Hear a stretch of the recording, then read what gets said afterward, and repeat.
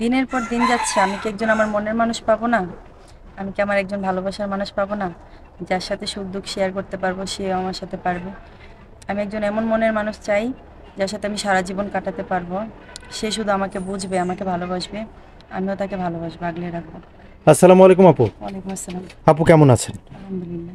আপু কোথা থেকে আসছেন আপনি? বিক্রমপুর থেকে। বিক্রমপুর থেকে এসেছেন। মূলত আপনার নাম কি? লিমা আক্তার। লিমা আক্তার। প্রতিবেদনের ক্যামেরার সামনে কেন আসছেন আপনি? বিয়ের জন্য। বিয়ের জন্য এসেছেন। আচ্ছা, আপনার কি এর আগে বিয়ে হয়েছিল? মাশাআল্লাহ, সুন্দর একটি বোন। বিয়ে শাদী হয়েছিল এর আগে আপনার?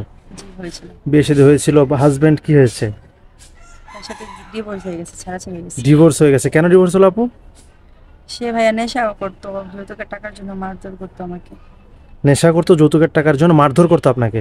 জি। কি বলেন? আচ্ছা আপা, আপনি কি তাকে ভালো করার বা শুধরানোর চেষ্টা করেন নাই? জি, করেছি। ডাইরেক্ট চলে আসলেন কেন?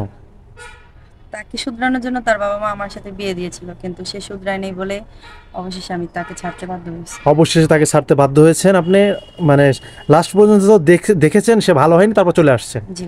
আচ্ছা আপা, আপনি যে আমাদের এখানে এসেছেন বিয়ের জন্য, আপনি খোঁজ পাইলেন কেমন, বা আপনাকে কে বললো যে আপনি এখানে আসলে বিয়ে শাদী হবে বা ভালো মনের মানুষ পাবেন? এখানে হচ্ছে আমার গ্রামের এক মামা আপনাদের অফিসে চাকরি করে।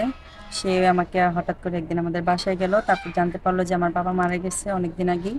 তো সে বলল যে তুই তো সত্যিকারের অসহায়, চল আমি একটা অফিসে নিয়ে যাব প্রতিবেদনে, ইনশাল্লাহ ভালো কিছু হবে, ভালো কোথাও বিয়ে হবে। মূলত মানুষের খোঁজ পেয়ে এখানে আসছেন। জি। আচ্ছা, আপনার মনে বিশ্বাস আছে তো যে এখানে আসলে ভালো মনের মানুষ পাওয়া যায়, তাই তো? জি। আচ্ছা, আপনার সাথে যোগাযোগ করবে কিভাবে? আপনাদের মাধ্যমে। আমাদের মাধ্যমে? আচ্ছা ঠিক আছে। সুপ্রিয় দর্শক, এই মুহূর্তে স্ক্রিনে একটি নাম্বার দেখতে পাচ্ছেন। নাম্বারটি চ্যানেল কর্তৃপক্ষের। এই নাম্বারে হোয়াটসঅ্যাপ ইমো খোলা আছে। যদি কোনো ভাই লিমা আপুকে পছন্দ করে থাকেন, লিমা আপু এসেছে বিক্রমপুর থেকে। অনেক সুন্দর একটি মায়াবতী বোন। আমরা সবাই পুরোপুরি দেখানোর চেষ্টা করছি আপুটাকে। আপনারা যদি কোনো ভাই লিমা আপুকে পছন্দ করে থাকেন, অবশ্যই একটি স্ক্রিনশট মেরে আমাদেরকে পাঠিয়ে দিবেন এবং ভয়েসের মাধ্যমে বলে দিবেন, আমরা লিমা আপুর সাথে কথা বলানোর ব্যবস্থা করব। কোনো ভাই অযথা ফোন কল করবেন না, তাহলে কিন্তু আমরা ব্লক করে দিতে বাধ্য হব। আবারও বলছি, এটা চ্যানেল কর্তৃপক্ষের নাম্বার। আচ্ছা বোন, নামাজ কালাম তো পড়া হয় নাকি? জি।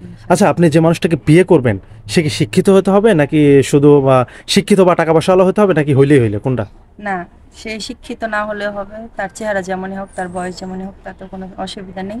শুধু একজন ভালো মনের মানুষ দরকার, যে আমাকে বুঝবে। শুধু একজন ভালো মনের মানুষ চাচ্ছেন? জি। আচ্ছা, মূলত আপনি একজন ডিভোর্সি।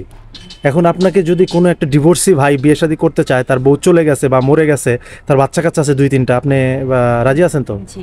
তার ফ্যামিলির সাথে মানায় নিতে পারবে? তার বাচ্চা কাচ্চা পালতে পারবেন তো? জি, ইনশাল্লাহ পারবো। আমরা কোনো ক্লেম বা কোনো অভিযোগ শুনবো না তো? আমাদের অফিসের কোনো বদনাম হবে না তো? আশা করি সবাইকে নিয়ে সুন্দরভাবে থাকবেন। তার বাবা মাকে নিয়ে, আপনার শাশুড়িকে নিয়ে সুন্দরভাবে থাকবেন। জি, যদি ইনশাল্লাহ। কোনো ভাই আপনাকে বিয়ে করে বিদেশে নিয়ে যেতে চায়, যাবেন নাকি? জি। কোনো সমস্যা নেই তো? শুধু আপনার দায়িত্ব নিলে হবে না, আপনার ফ্যামিলির দায়িত্ব নিতে হবে? আমার দায়িত্ব নিলেই হবে। শুধু আপনার দায়িত্ব নিলেই হবে, আপনার ফ্যামিলির দায়িত্ব নিতে হবে না? না। আচ্ছা, হাজবেন্ডে ভালোবাসবেন তো? জি, ইনশাল্লাহ। আচ্ছা, ভালোবেসে কি বলে রাখবেন?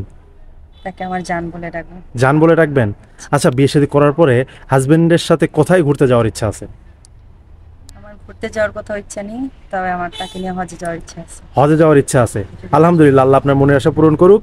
ঠিক আছে আপু, ভালো থাকবেন। আমরা আপনাকে আপনার মনের মতো একটা মানুষ যোগাই দেওয়ার চেষ্টা করবো। আসসালামু আলাইকুম।